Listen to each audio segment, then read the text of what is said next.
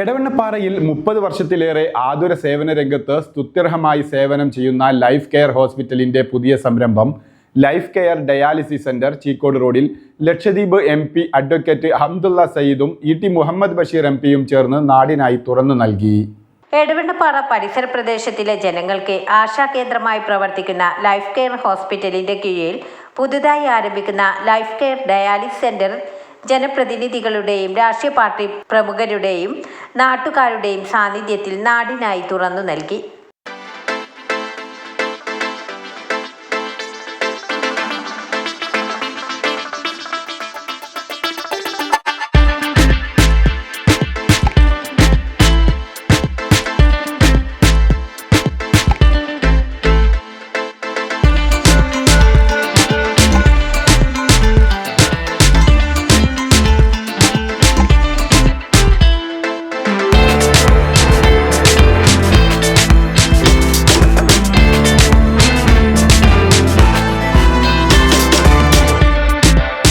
ഈ ഒരു life care dialysis സെന്ററിന്റെ ഉദ്ഘാടനം ചെയ്യാൻ പറ്റി അതിൽ സന്തോഷിക്കുന്നു.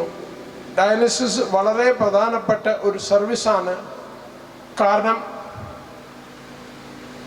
ഇന്ന് ഈ ഒരു പ്രദേശത്തിൽ ഇതുപോലത്തെ ഒരു ഡയാലിസിസ് സെന്റർ ഉണ്ടായതുകൊണ്ട് ഒരുപാട് രോഗികൾക്ക് ഗുണകരമായിരിക്കും, സഹായകരമായിരിക്കും. ഇതിന്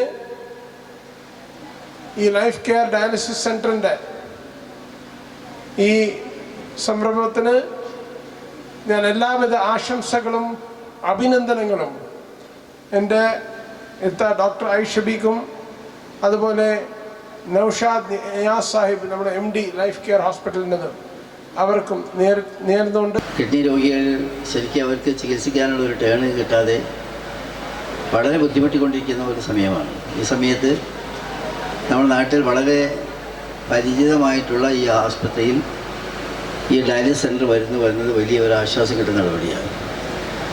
ഇതിൽ ഇവിടെ ഈ ആയിഷാബി ഡോക്ടർ അവർ നയിക്കുന്ന ഒരു മെഡിക്കൽ സ്ഥാപനം എന്നുള്ള നിലയിൽ എനിക്ക് വളരെ നല്ല ഒരു തോന്നിച്ചയുണ്ട്.